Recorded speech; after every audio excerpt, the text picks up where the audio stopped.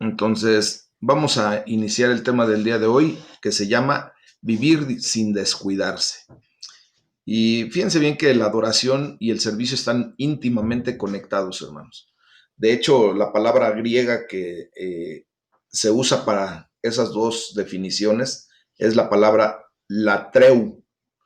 Y esta palabra la puede uno utilizar indistintamente como para cuando uno ofrece un servicio o cuando uno está haciendo un acto de adoración. Y todos los seres humanos, a final de cuentas, venimos a ser adoradores. Y el problema o el punto principal es a quién adoramos, ¿verdad? Si no adoras al único Dios vivo y verdadero, al Dios de Isaac, de Abraham y de Jacob, pues entonces estarás adorando a alguien o a algo diferente y no precisamente a una deidad de amor y de bondad como lo es nuestro Dios. Todos los seres humanos somos siervos, somos esclavos, ya sea de Dios, ya sea de uno mismo o ya sea de alguna otra persona o de alguna cosa, ¿verdad? Y vamos a ver en los pasajes del día de hoy la importancia de adorar y de servir al único Dios verdadero con todo nuestro corazón, con todo nuestro ser, dando todo lo mejor que tenemos y propiamente, así como el título del devocional del día de hoy lo dice, no vivir sin descuidos, o sea, vivir sin descuidarnos. Y vamos al Salmo número 97, amados hermanos, para efecto de poder dilucidar perfectamente bien esto. Vamos a estar estudiando ahí del versículo 1 al 12 del Salmo 97 y aquí vamos a poder contestar una pregunta muy esencial para el día de hoy, que la pregunta sería, ¿por qué adoras y sirves? Entonces, vamos a leer la palabra de Dios, que es la que verdaderamente nos va a traer a un entendimiento mayor. Dice la palabra de Dios ahí en el Salmo 97, de versículo 1 en adelante, Jehová reina, regocíjese la tierra, alégrense las muchas costas, nubes y oscuridad alrededor de él, justicia y juicio son el cimiento de su trono, fuego irá delante de él y abrazará a sus enemigos alrededor. Sus relámpagos alumbraron el mundo, la tierra vio y se estremeció. Los montes se derritieron como cera delante de Jehová, delante del Señor de toda la tierra.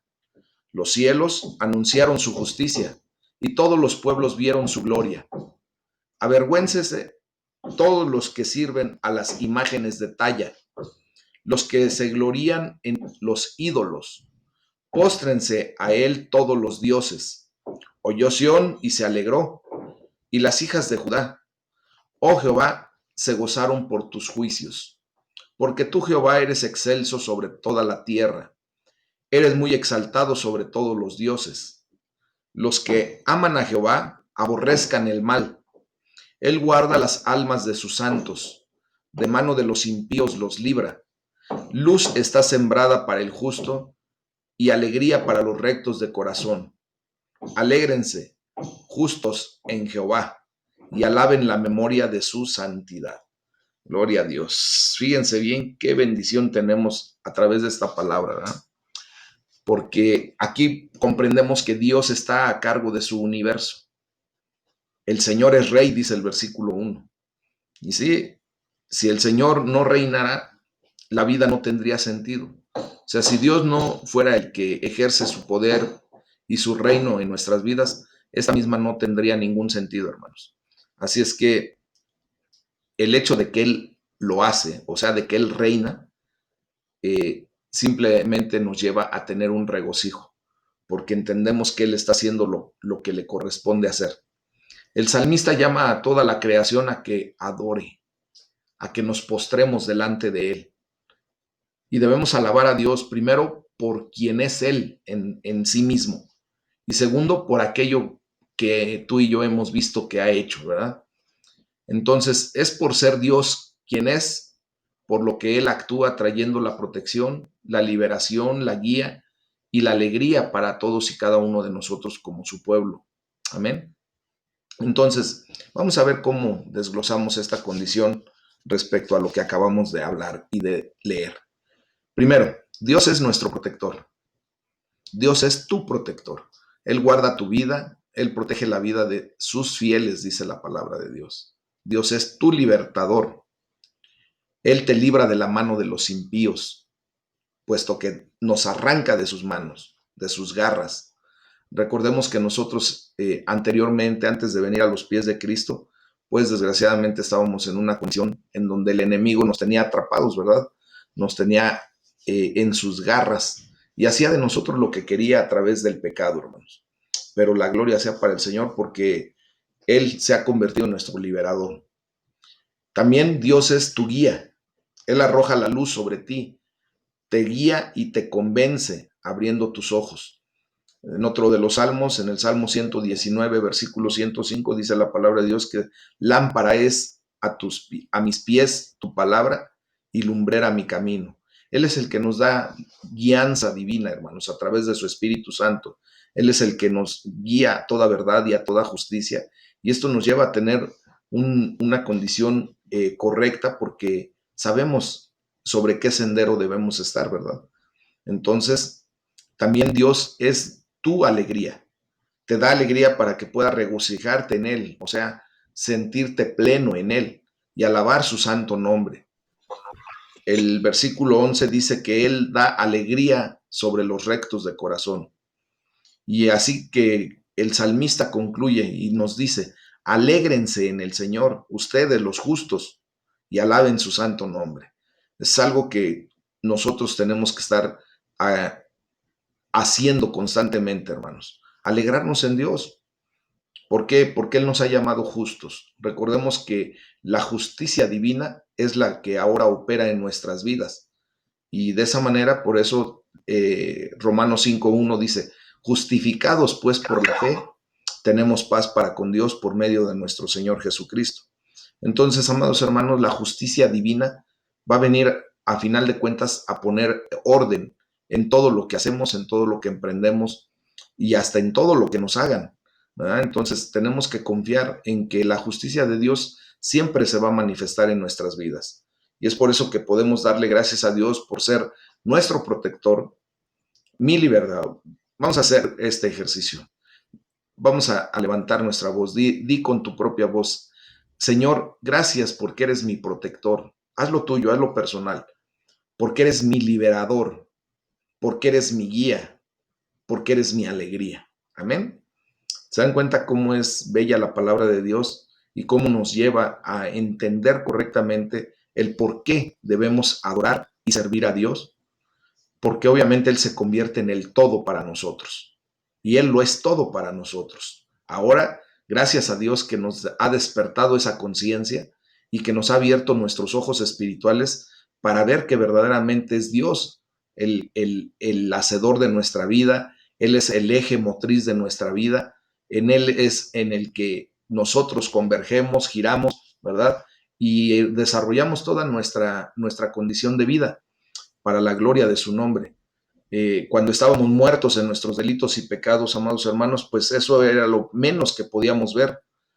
Simplemente vivíamos en nuestra vanagloria, vivíamos en nuestro egoísmo, en un egocentrismo que tristemente nos llevaba a cometer graves errores, no solamente delante de Dios, sino delante de mucha gente que de alguna manera se acercó a nosotros, ya sea por familiaridad, por amor, por amistad, y nosotros muchas veces, por nuestra actitud, al no ser guiados por Dios, tomábamos decisiones y heríamos, lastimábamos a la gente.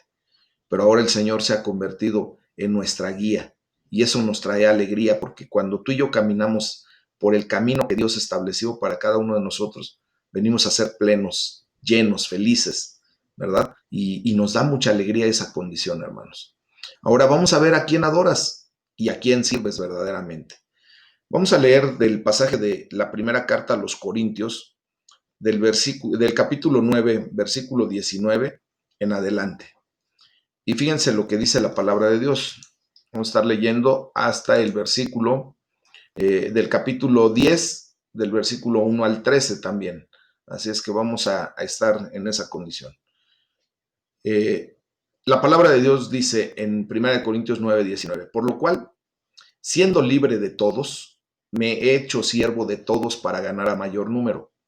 Recuerden lo que estaba hablando el apóstol Pablo, ¿verdad? Esta es la secuencia que llevamos, cuando él estaba haciendo un comentario de que él, con el afán de no entorpecer el evangelio de Jesucristo, pues él se ponía a trabajar, hacía tiendas de campaña y no dependía propiamente de que lo mantuviera el cuerpo de la iglesia, sino que él no quería dar carga para que nadie pudiera tener tropiezo.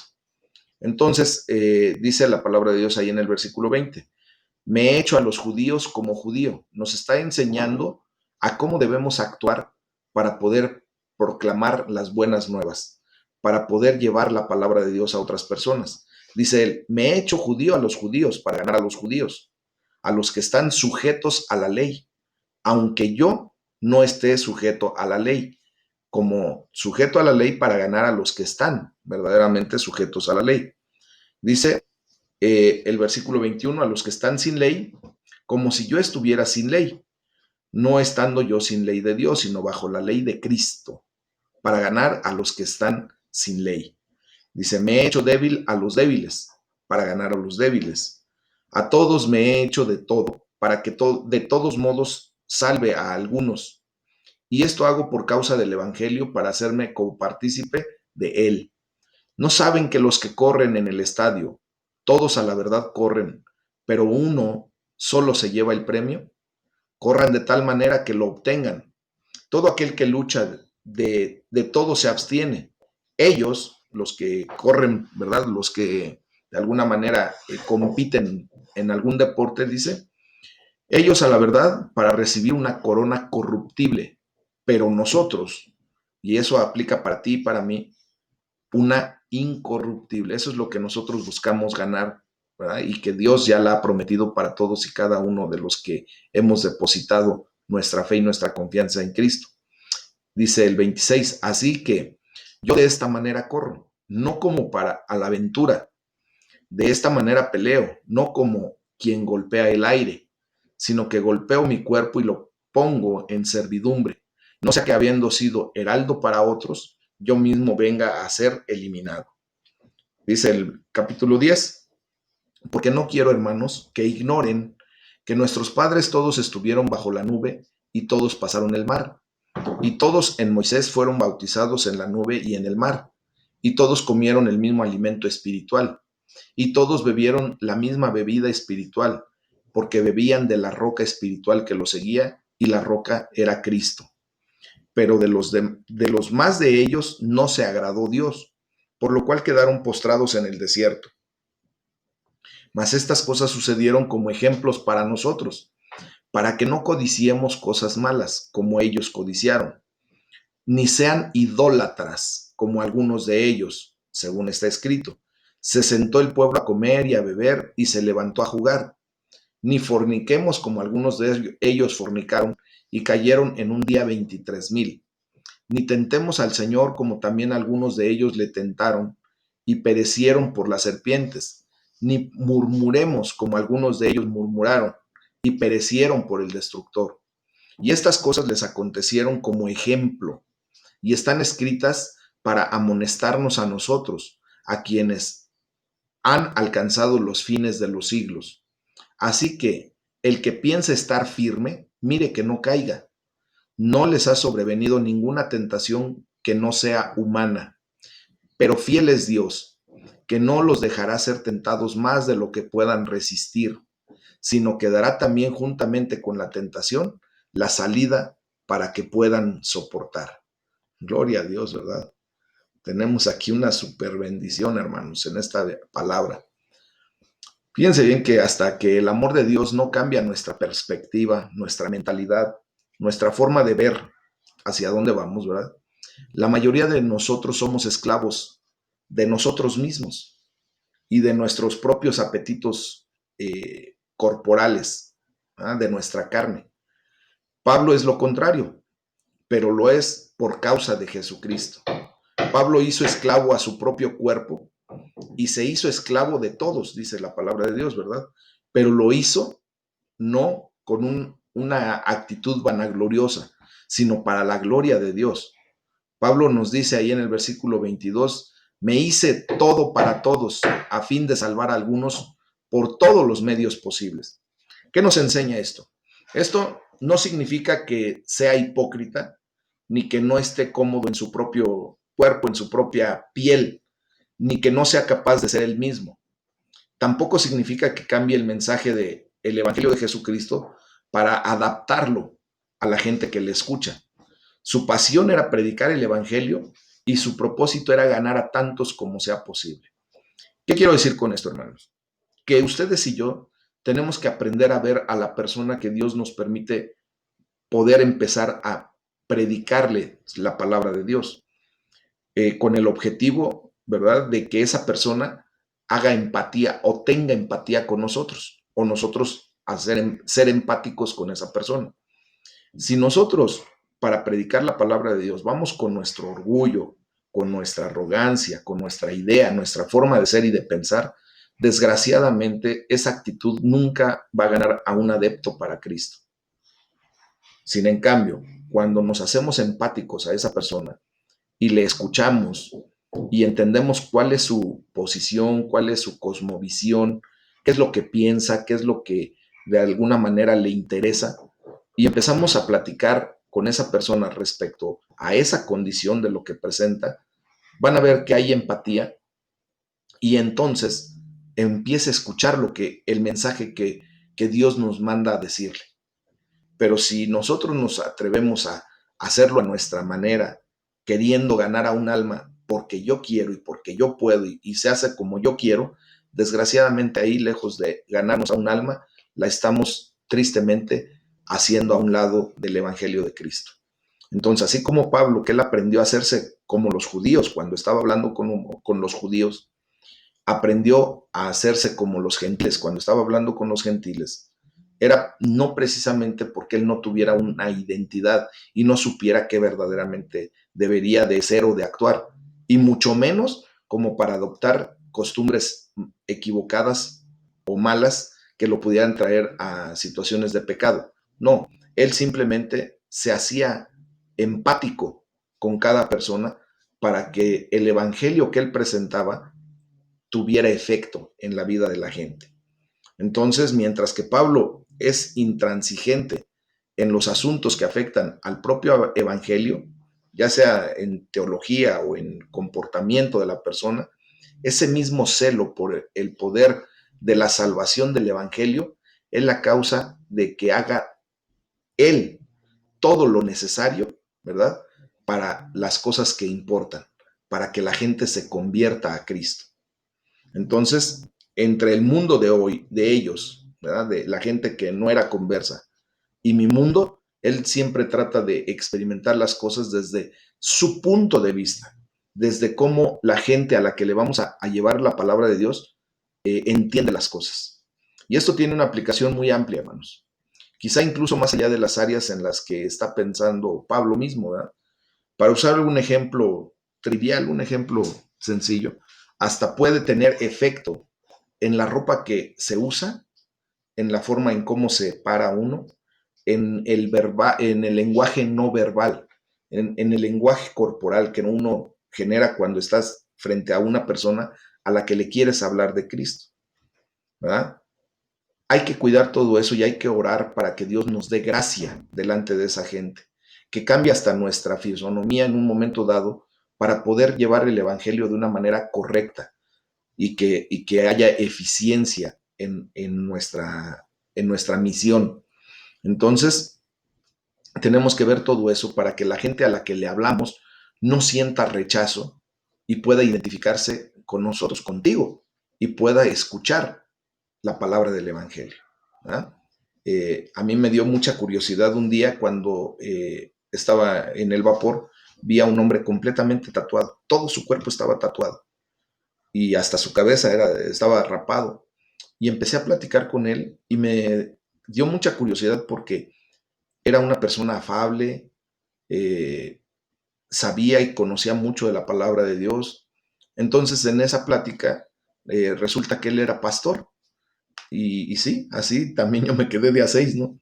Eh, seguimos platicando y me dice, lo que pasa es que yo, ¿verdad? En mi persona, con los tatuajes que tengo y todo, pues me es más fácil y no me tatué para poder ir y predicarle a las personas que se tatúan o que están tatuadas. Dice, no, yo ya estaba tatuado, pero Dios me está usando de esa manera para poder llegar a las personas que a lo mejor tú nunca vas a poder hablarle de Cristo.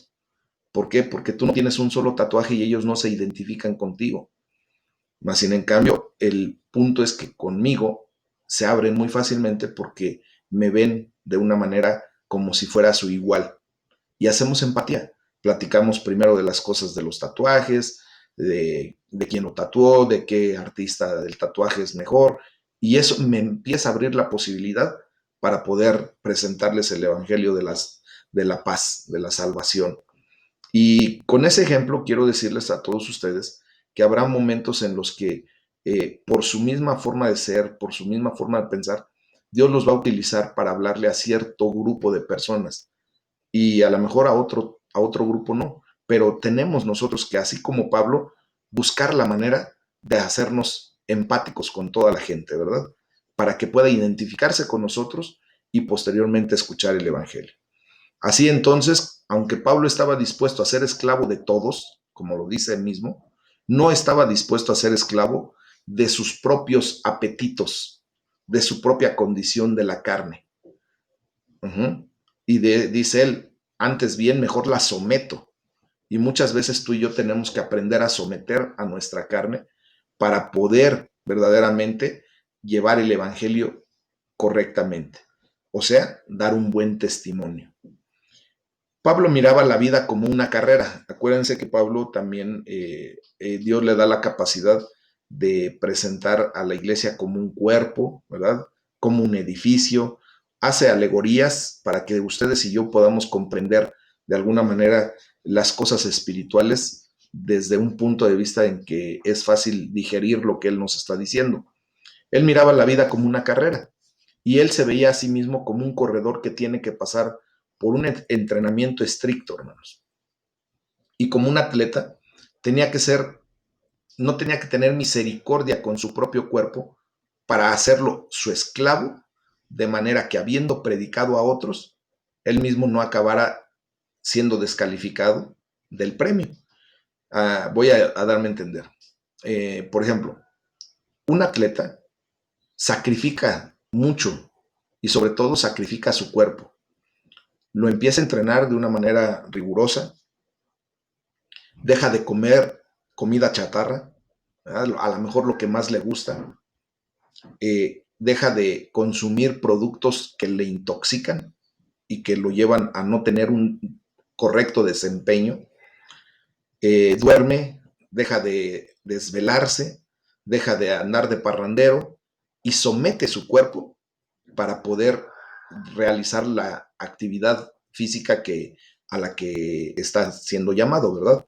Entonces, él en automático entra en una autodisciplina que es esencial para poder tener a su cuerpo bajo control, a su mente y a sus emociones.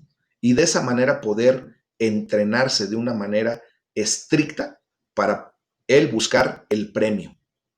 Pero luego dice el apóstol Pablo, yo tengo que estarme cuidando y por eso, ¿verdad? Es el tema del día de hoy de vivir sin descuidarnos para que en un momento dado lo que estamos persiguiendo, lo que estamos buscando en Cristo, le enseñemos eso a otras personas y esas personas vengan y continúen después con esa condición y alcancen la victoria y la vida eterna y que nosotros nos descuidemos porque pensamos que todo lo estamos haciendo bien y de repente caigamos y en automático no tengamos el galardón que el Señor nos ha prometido. Entonces tenemos que estar constantemente eh, viviendo sin descuidos en nuestra relación personal con Dios. Pablo sabía que estaba rodeado de muchas tentaciones, como tú y como yo, ¿verdad? eh, podía ver esta situación leyendo la historia de su propio pueblo. Y de hecho lo describe correctamente, por eso dice que todo lo que está escrito ahí se nos da como ejemplo y sobre todo como una amonestación para que nosotros no hagamos lo que equivocadamente hizo el pueblo de Dios en idolatría, en fornicación, en pecado. Entonces dice la palabra de Dios que la mayoría de ellos no agradaron a Dios. El pueblo de Dios, los judíos en aquellos tiempos no agradaron a Dios. Dice, y sus cuerpos quedaron tendidos en el desierto. Fue la gente que no pudo pasar al otro lado del Jordán. No pudo llegar a la tierra prometida. ¿Por qué? Porque desgraciadamente no agradaron a Dios con las actitudes que tomaron. Pusieron sus corazones en lo malo, practicaban la inmoralidad sexual y tentaban, retaban constantemente a Dios. ¿De qué manera? Murmurando. ¿Verdad? Los judíos tenían esa condición muy crítica, que algo no les parecía y lejos de tratar de solucionar el problema, empezaban a murmurar y empezaban a señalar y empezaban a hacer juicio, pero no ponían las cosas en orden, lo hacían desde su propia perspectiva.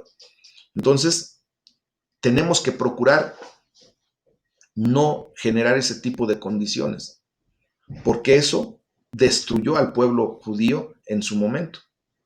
Y la palabra de Dios dice que todo eso le sucedió para que sirviera de ejemplo para nosotros. Y Dios permitió que quedara registrado en la Biblia, quedó escrito ahí para advertencia nuestra, pues a nosotros, ¿verdad? Nos ha llegado el fin de los tiempos. Recordemos que ahora ustedes y yo ya estamos en el umbral del fin completamente. Hoy más que nunca se ve todo lo que el mismo Señor Jesucristo declaró que tenía que pasar para que después de esto viniera el fin de este mundo.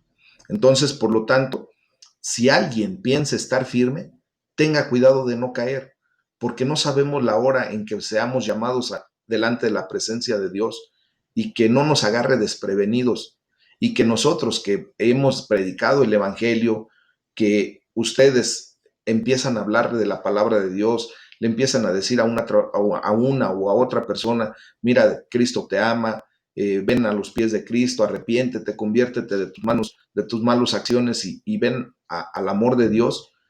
Tengamos cuidado de que pensando que estamos firmes, posiblemente estemos haciendo cosas equivocadas, hermanos, y eso nos haga caer. Entonces, tú y yo seremos tentados igual que los israelitas, que ese pueblo judío, fueron tentados, ¿verdad? Pero aún así la palabra de Dios nos dice, ustedes no han sufrido ninguna tentación que no sea común al género humano. O sea, todo el ser humano ha sufrido este tipo de tentaciones, las que tú y yo vivimos, en las que tú y yo de repente nos encontramos en la disyuntiva, ¿lo haré o no lo haré? ¿Verdad? Dice, pero Dios es fiel y no permitirá que ustedes sean tentados más allá de lo que puedan aguantar. Más bien, cuando llegue la tentación, Él les dará también una salida a fin de que podamos resistir, de que puedan resistir. Entonces, hay que hacernos estas dos preguntas, hermanos. ¿Cómo puedo asegurarme de no ser esclavo de mis propios deseos? ¿Cómo te puedes asegurar de eso? Que no le estés dando rienda suelta a tus deseos y que esto te traiga a tener problemas con Dios porque infringes sus decretos, su ley, sus mandamientos. Y la segunda pregunta es, ¿cómo puedo servir a todo aquel con quien esté en contacto en el día de hoy? ¿Cómo puedo servir? ¿Verdad? Entonces debemos de pedirle a Dios que nos ayude a someternos a un entrenamiento estricto, así como lo declara Pablo, ¿verdad? Como si fuésemos unos grandes atletas de primer nivel para ganar la corona, o sea, ya sea el trofeo, el primer lugar propiamente. Pero nosotros no vamos a buscar la corona de un deporte o la medalla de oro de un deporte, porque a final de cuentas esa medalla se va a corromper, se va a podrir, se va a quedar aquí en la tierra. El día que partamos cada uno de nosotros, vamos a dejar todo lo que humanamente pudimos haber logrado en el área material, física, ¿verdad? Y se va a quedar y se va a corromper. Pero ustedes y yo ahora estamos comprendiendo que lo que estamos buscando ganar es la corona, pero la que dura para siempre, la eterna, la incorruptible, ¿verdad? Tenemos que pedirle a Dios que nos ayude a evitar caer en la tentación, porque la tentación es constante, hermanos. Y nosotros tenemos que hacer pactos constantes con nuestros ojos para cuidar lo que vemos. Tenemos que hacer un pacto constante con nuestros oídos para cuidar de lo que oímos. Tenemos que hacer un pacto constante con nuestra boca para cuidar lo que hablamos, con nuestra mente para cuidar lo que pensamos, con nuestro corazón para cuidar lo que sentimos, ¿verdad? Y de esa manera poder adorar y servir solamente a Dios. Y así se contesta la pregunta de ¿a quién sirves verdaderamente? ¿A tus propios deseos? ¿A tu vanagloria? ¿A tu cuerpo pecaminoso? ¿O verdaderamente sirves a Dios? Cada quien tendremos la respuesta. Recuerden que a Dios no lo podemos burlar, ¿verdad? Ciertamente lo que nosotros sembramos, eso vamos a cosechar. Si tú hasta ahorita todavía sigues sembrando para el deleite de tu carne y que eso te lleve a fornicación, adulterio, a, no sé, algún tipo de situaciones en donde te lleve a mentira, a desorden, ¿verdad? A estar infringiendo los preceptos de Dios, pues ten cuidado porque a quien verdaderamente estás adorando no es a Dios, te estás adorando a ti mismo y por eso buscas que tu condición siempre sea satisfecha en esa realidad, en la carne. Pero si tú empiezas a sacrificar todo esto para ganar la corona incorruptible, la corona que dura para siempre, pues vas a aprender a someter a tu carne, vas a aprender a someter a tus deseos, ¿verdad? Y vas a empezar a dejar de hacer todo aquello que te lleva a caer, a que al rato, ¿verdad? Tengas hasta esa condición de decir, chin, ya no lo quería hacer y otra vez volví a caer. Aprendamos, hermanos, a sujetar a nuestro yo, ¿verdad? Convirtiéndonos en esclavos de Jesucristo. Que su voluntad sea la que se manifieste en nuestras vidas y que deseamos con todo nuestro corazón hacer la voluntad de Dios. Y de esta manera es como nosotros ahora adoramos y como nosotros servimos a Dios, sujetándonos, sometiéndonos a su autoridad, sometiéndonos a su amor, a su poderío, a su reino. Amén. Entonces, tenemos que buscar esa verdad, esa condición, hermanos. Y vamos a darle la gloria a Dios, porque Él es el único que la merece. Evitémonos de la idolatría que estaba hablando también el apóstol Pablo. ¿Por qué? Porque todo lo que pongamos por encima de lo que representa Dios para nosotros se llama idolatría. A lo mejor puedas estar pensando que la idolatría solamente es cuando tú te inclinas, cuando tú adoras, cuando tú te postras delante de una imagen, delante de un santo, delante de un eh, bulto, un ídolo, ¿verdad? Y eso sí es idolatría. Obviamente Dios no quiere que nosotros le rindamos pleitesías y mucho menos adoración a una imagen, a un ídolo. ¿Por qué? Porque obviamente Él pretende que tú y yo comprendamos que la gloria es solamente de Él y para Él. Pero podemos también idolatrar eh, lo que más queremos y que ponemos por encima del amor de Dios. Muchas ocasiones hay gente que idolatra a su esposo, a su pareja, ¿verdad? A su esposa, y la pone por encima de Dios. Y de tal manera que cuando Dios le llama a hacer algo en particular, pues no lo hace porque primero tiene que agradar a la pareja. El otro día discutíamos exactamente eso acerca de lo que decía Pablo. Mejor es que estuviera yo soltero, ¿verdad? Para no tener que agradar más a mi esposa que a Dios. Pero no es así. Yo tengo que encontrar el equilibrio perfecto para efecto de agradar primeramente a Dios y que eso también me lleve en consecuencia a agradar a mi esposa. Y así es como tenemos que funcionar.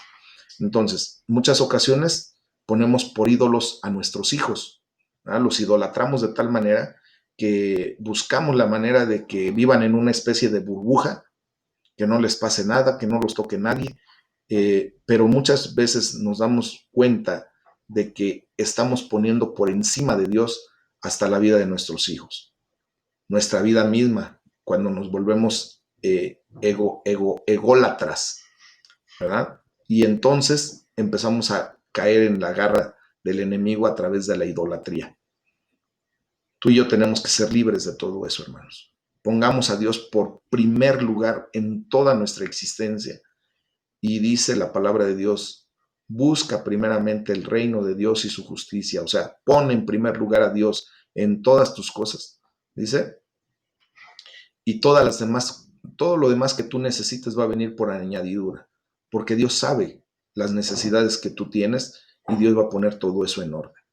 Entonces, evitemos la idolatría, evitemos esos vanos deseos de nuestra carne y sometámosla.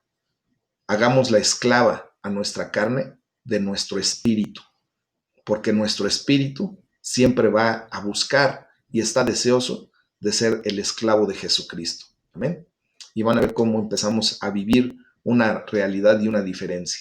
Y de esta manera, cuando le llevemos el evangelio a las personas, vean a través de nuestra actitud lo que vale la pena y deseen verdaderamente venir a los pies de Cristo porque ven en nosotros algo que llama la atención y que desean para sí mismos, que es la gloria para Dios, glorificar el nombre de Dios, servirle a Dios, adorar a Dios, porque ahí está la plenitud de nuestras vidas. Amén. Pues bien, mis amados hermanos, vamos a levantar una alabanza de adoración